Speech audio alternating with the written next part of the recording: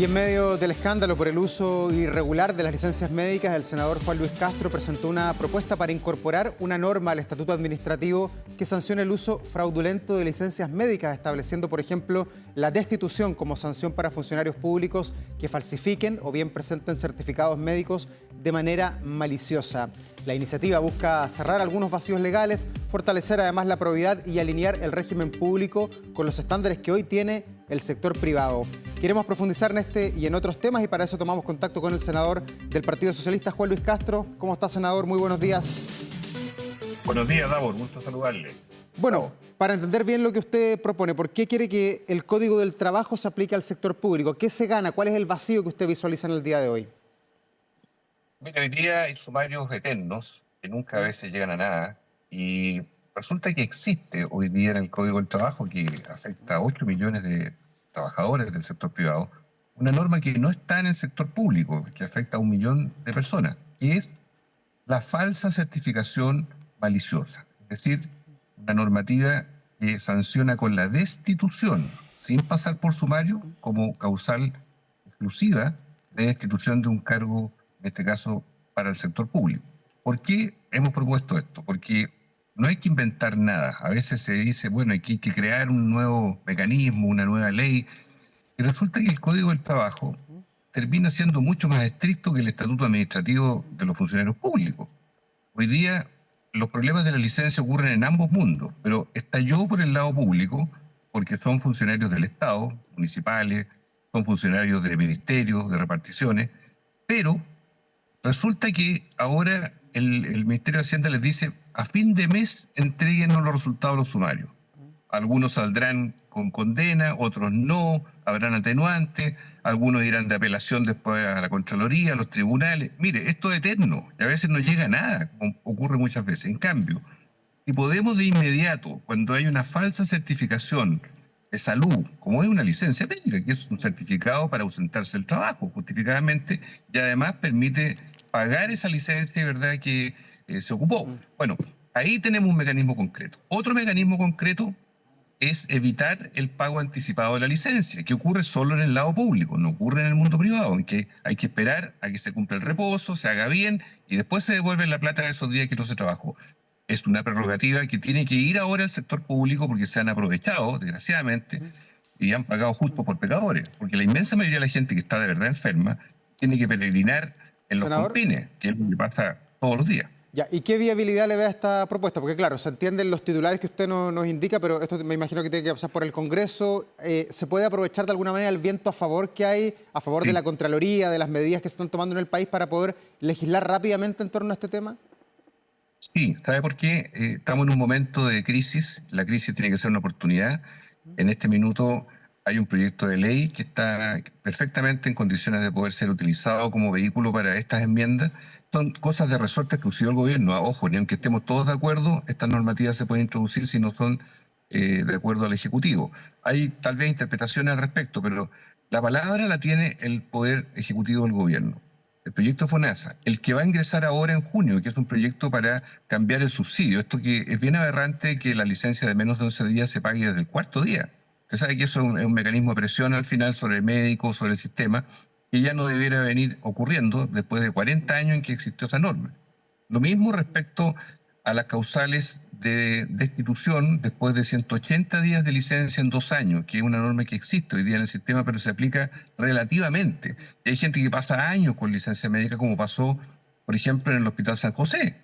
Había funcionarios que tenían 17 años de licencia médica, o sea, cosas de ese nivel de escándalo, porque las normas son antiguas y nadie se atreve a aplicarlas. ¿Por qué? Porque los jefes no quieren pelear con los empleados, los gremios defienden a funcionarios a veces que no son los que tienen los mejores antecedentes, y así tenemos un paisaje naturalizado en que se permitió todo este realmente escándalo de hipocresía, que era tirar una licencia médica, que es lo que aquí es parte del paisaje y que se tiene que acabar. Senador, pero ¿cómo avisora que eventualmente los funcionarios públicos, la ANEF, pueda recibir esta propuesta que usted hace? Porque podrían indicar ellos que aquí hay precarización laboral, que de alguna manera se pierden derechos, ya que hay demasiadas sospechas sobre la gente que pide licencia, que muchos de ellos lo hacen de buena fe. Claro, hay algunos corruptos, lo hemos visto, pero la mayoría es de buena fe cuando pide un descanso.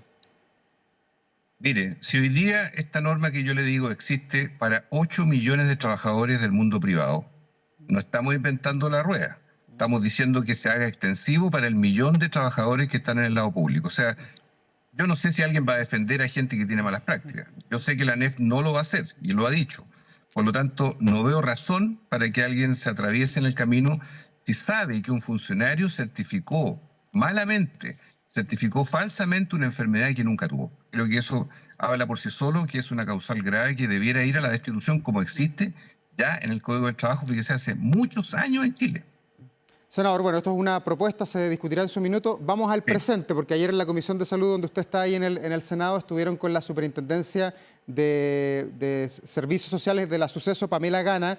Usted ha dicho, y también otros senadores que he escuchado post-encuentro, no quedaron conformes con las explicaciones que ella dio de por qué no había supervigilado en el fondo las licencias médicas y se depositó todo en el trabajo de la Contraloría. ¿Por qué no quedó conforme con esas explicaciones?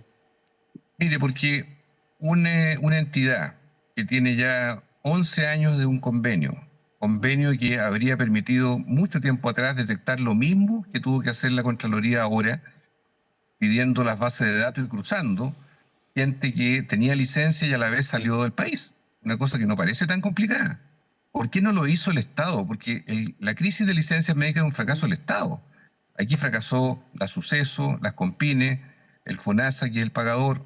Hagámonos cargo de eso, porque parece que en Chile nadie se hace cargo de los problemas. Todos comentan los problemas y las jefaturas de instituciones, como en este caso la superintendenta, de la cual tengo la mejor impresión, pero que no fue capaz de dar una explicación autocrítica de por qué no había actuado antes en esto, por qué, y lo tiró un poquito al córner, porque dijo que los anteriores directores de PDI habían colaborado menos o poco, y que el último era el que había colaborado. Por favor, ¿y por qué no se dijo antes?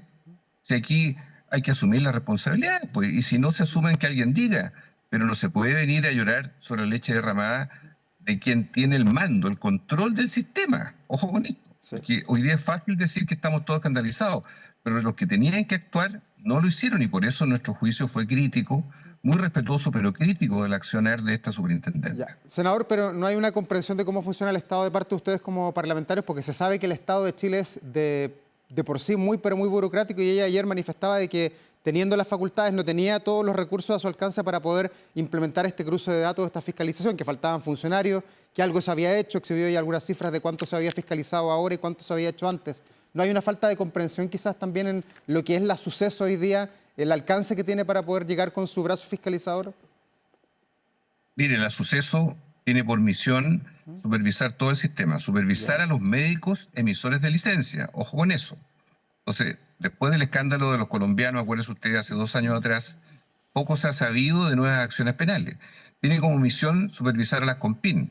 Y yo mismo le pregunté, bueno, ¿qué Compin usted ha denunciado, porque usted está sobre ella, que no hayan hecho control del reposo? Porque las Compines deben vigilar el reposo y el reposo no se cumplió. ¿Qué ha hecho sobre eso? No sé, no dijo nada. Y por último, le echó un poco la culpa a la PDI. Entonces uno dice, bueno, a ver, la PDI seguramente dirá su verdad, yo no tengo duda que tendrán que dar una explicación, pero uno quisiera que las autoridades también se hicieran cargo de ciertos problemas que están en sus manos y que uno puede entender por falta de recursos y otras cosas más, pero no 10 años de un convenio que no dio ningún resultado. Eso me parece bastante increíble. Ya. ¿Y a usted, senador, le da confianza que Pamela Gana siga siendo la superintendencia de servicios? Mire, nosotros, ninguno de los senadores tiene problemas con ella, la conocemos parcialmente en el tiempo, ha ido cuando se le ha requerido, es una mujer inteligente, capaz.